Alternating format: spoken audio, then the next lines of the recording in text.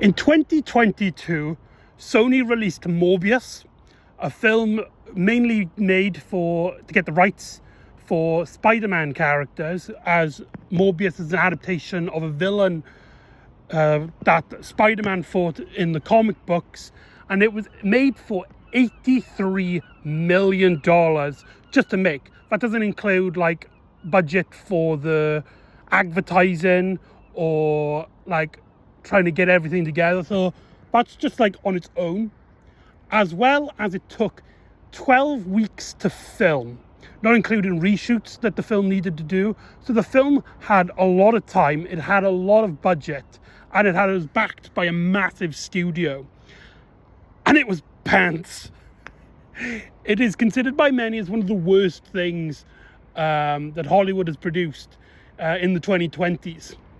Also that year, in 2022, my friend Gwen got her camera and took two of our friends, Jack and Joel, to make the Fun Pack. Just a small little piece, a comedy piece, where they just like hanging around and did like a silly little short film.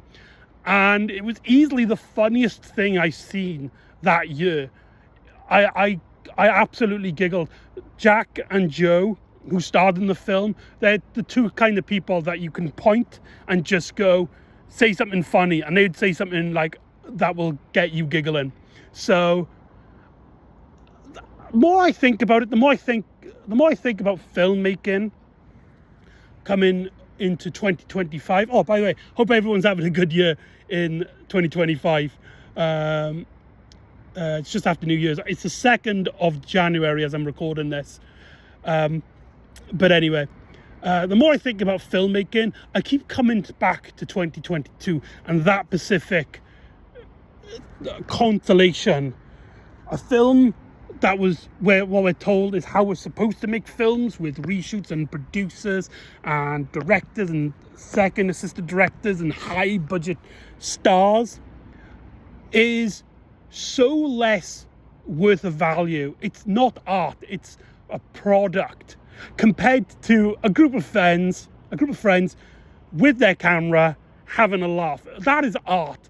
That is a beautiful piece of human connection, which I think filmmaking is losing in terms of Hollywood. A lot of films recently just don't personally excite me in the cinema these days. One film that I think about last year, 2024, is Deadpool and Wolverine. I enjoyed it for the time. I like the cameos and all that. But the more I think about it, the more soulless it becomes. So I am more drawn to now the art of what is considered folk filmmaking. And if you don't know what this is, for people who know me in real life will know that I don't shut up about folk filmmaking. Essentially, it was created by a man named Dan Lotz. And he didn't create it, but he basically coined the term. And what the idea is essentially is, you get a camera, whether it be a digital camera or on your phone, you get a group of friends, or maybe even just yourself, and you just start shooting a film and make a feature film.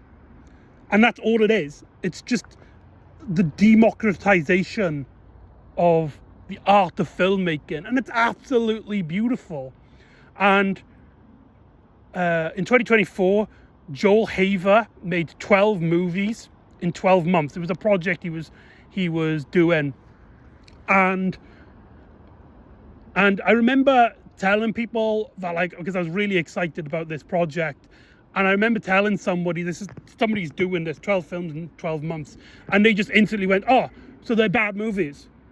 Not thinking, I don't have anything against this person who said that. It's how we're being brought up. A lot of people, including me, growing up, going to college, is like, right, filmmaking is getting a production company to back your ideas. But it's not, it's not. And there's so many great films that made me cry that are free on YouTube. We have no excuse. We have no excuse anymore to not make art. It's hilarious how, it's incredible. one of my favourite films from the folk filmmaking movement is a film called Pretend That You Love Me by Joel Haver. I won't spoil anything away, but tears were running. I've got a list here of films, folk filmmaking, that I think, you might enjoy, you might not. They're clearly made with zero money. There are films that are produced by a company called A24, which they say they're low budget, but they're still backed by a major studio, Warner Brothers in that case. And they make films like Everything Everywhere All at Once and The Whale. Great films, absolutely great films. But just keep in mind, they're not low budget films. They were made as a product for consumption. They're not made as art to communicate with the human experiences. So I've got some films here that I think do show the folk filmmaking movement is a really cool thing. And this is something that I keep telling myself I want to do. It's something I really want to do, and I never get around to it. 2025, fingers crossed I can get something out of the way. Anyway, so in 2021, Mridul, sorry if I'm butchering your name, made The Last Day of Childhood, a documentary about this kid who's just about to turn 18, and essentially he's wrapped around his head that he's not going to be a kid anymore. And he talks with his sister about the experience and his family, and a lot of monologues he does as well. The editing in that film is incredible, and it's made by an 18-year-old kid. That's just mental. That's just absolutely mental. In 2019, Cody Clarke, a massive director in the folk filmmaking movement. I sadly haven't seen a lot of his work. I've only seen two. DVD, which is more of an experimental piece about it's a short film that's been put together, so it's a DVD menu. So you watch the same clips again, but with the commentary on, and then you see to watch a behind the scenes footage of the film that's on the DVD. It's a very unique piece. But the film I wanted to talk about in 2019 is Bed, which is literally just a couple spending a day in bed. That's incredible. There's just something so normal about it. Everybody has these days where you're not sick, but you just take a day off, just unwind, say that you're sick on work, and just relax, have an entire day in bed. It's incredible. It's easily one of my favorite films of the folk filmmaking movement. In 2021, Ethan Stevens released Not Now, a film with this guy, and he's not the most likable character. He's kind of a douchebag who he obsesses over women and has this idea of a love story, and he befriends this girl and treats other people like shit to try and get what he wants, his idea of a love story. And it's a very unique take on the rom-com. It's incredible. It's absolutely incredible. And the ending of that film really puts perspective on the ideas of the film, and it's so moving, it's so touching. Also in 2021, Hudson and Deborah released a film called Love in the Time of Corona. This was made during the coronavirus. You might have noticed as well, a lot of these films were made during the coronavirus. I think that's one of the reasons why these, because there's a lot of time people had in COVID. So a lot of people got to make movies. It was just an incredible time for filmmaking. But anyway, Love in the Time of Corona is just literally, it's just two people who have been separated because of the coronavirus. You couldn't travel, and this couple, essentially their families live in two different parts of the world. I can't remember where, but so they're separated. They've spent time with their family, but they've also they can't see each other.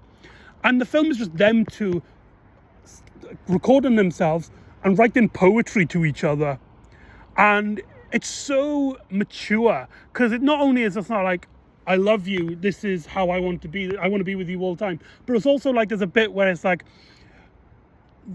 one of them talks about like, it's kind of getting me down, the concept of this love, because I want to spend time with my family too, and I'm kind of distracting it by being upset that I haven't been around you. And that's such a deep thought, and you never see that in a studio film. It's incredible. Another film in 2021 was the year for folk filmmaking. Zaid, Aftab, sorry if I've butchered your name. What a director. He made a film called The Printer and the Boy, which is literally about a guy who gets a talking printer and starts falling in love with it. And it's literally just one guy in his house. He's lost his job. He's recently gone through a breakup, like in the film. I don't know, like his actual case, if it was influenced by that. But everybody can appreciate that. And though it has this really quirky fantasy element of the talking printer, it's crazy. It's absolutely crazy. One filmmaker I do absolutely admire is a woman named Jennifer Bauman. Sorry if I've butchered your last name there. She made 2 films in 2022 that I absolutely adore. And there are films that you're not going to see in the cinema. They're very relaxed. The best way I could describe her filmmaking style is the moment when you get up from bed, but like your brain's not there to do stuff. So you're just kind of like sluggish, and you just want to relax for a bit, eat some cereal, have a cup of coffee. And her filmmaking reminds me of that early morning period of the day. And I've never seen a filmmaker capture that style before. It's incredible. She made 2 films. One was Slit, which was made during the Joel Haver's challenge of, instead of watching the Oscars, make a movie. I'll make another video about that. That's incredible. And that film is literally just her in a tent talking to herself as she plays around with sticks and she draws, and she's playing with this glowing orb. And it's such a relaxing movie. It's a great movie to watch just before you go to bed, and you sleep. A lot of films, there's a lot of depressing elements, and you kind of sleep with all these thoughts in your head and stuff. This is a great film to right, I'm going to fall asleep and I'm going to leave all my worries away. It's you genuinely feel really connected to this person. And I as soon as I watched it, I fell in love with it, and it's just made in under 3 hours, edited in a week. That's just mental. Also, another film she made in 2022 is A Life Directionless, which is essentially just a day in her life, and it's a silent movie as well. There's no dialogue, if I can remember. And again, it captures that moment. You see her getting up and cleaning her teeth, just regular, ordinary things. She walks her dog.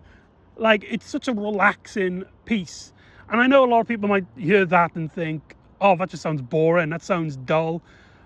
There's no effort in that. But it's all about the creation of it, the way she puts the camera, the way she performs for the camera, the capturing of a normal life and how that can relate to the human experience, because we all live like that. We all have days where we just don't do anything for the day and we just zone out, essentially. And that's just incredible.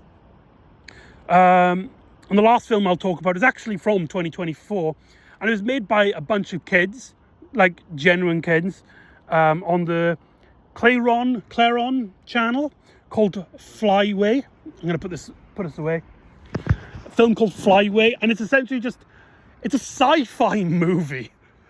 Even though it's just filmed in a park with these 4 kids, I think it's 4, maybe 5, I can't remember, but they're just talking about essentially the world is about to be uninhabitable. So a lot of these families are getting on these ships, and they're going to be transported to a different planet. And it's going to take a few years. So they're going to be separated a while once they're on different ships. You don't actually see any of this. You just see them in the park talking about, like, are they excited to go on these ships to go or to another planet? And also they're going to miss Earth and just having these fun, weird moments in the park. And then there's this tragic twist near the end. And even though it's like, you know, it's just a bunch of kids filming with their camera, it's such like low quality in terms of the camera. I think it's shot like on a phone. I could be wrong, but like it's all handheld and it's all like very amateurish in terms of the filmmaking. But like it still has that moment in that film. It's just mad. But like it's such an emotional piece. I won't spoil it, but that twist, I was watching and thinking, you know, this is all right. Like some shots do last a bit long. I was like, of course, it's an amateur film. You know, they're not a studio. It's not backed by a studio. These films have no right to your money. All they want is just your time to experience them. And then it still gives you a twist in Flyway. It's incredible. Like, I'll put all these films in the description below if anyone wants to watch these. And again, my friend Gwen, she makes films as well. She's mainly made comedies. And she, like me, she wants to make more serious pieces. Like, personally, I know that a big thing in her life is her religion. I'd love to see her do something with that. I'm not a religious person. She's very religious. But I'd love to see, like, a film about religion from her, like a feature film by her made in this style form. But she's mainly made comedies at the moment, mainly because they're easier to get, like, people who might not be interested involved. Fun Pact, a great example. Another one she's done is called The Gem of Voltaroth. I might have butchered the name there. Gem of Voltaroth, The Gem of Voltaroth. I can't remember. Sorry, Gwen. But they're funny. They're very amateurish, but like in a good way. You know, it's not. These aren't made for money. They're made for the art to connect with the human experience, and I just think that's beautiful. So anyway, yeah, I was just making a video here. Happy 2025. Hope you have a good New Year's. Keep creating, keep making art, make movies, make documentaries, make music, make drawings, make anything you can. So yeah, I just wanted to show my appreciation for these films.